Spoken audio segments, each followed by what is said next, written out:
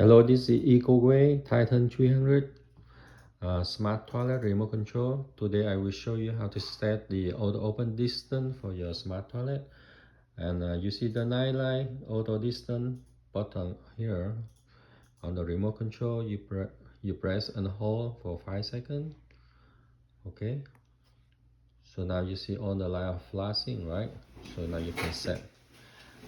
You press back off to reduce the distance. See, so one dot is 1 feet away.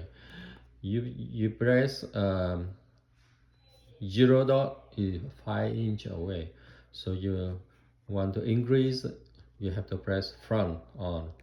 Now 1 feet away, 2 dots 2 feet away, 3 dot, 4 dots, 5 dots. This is the maximum 5 feet away, and then you press stop to save your setting.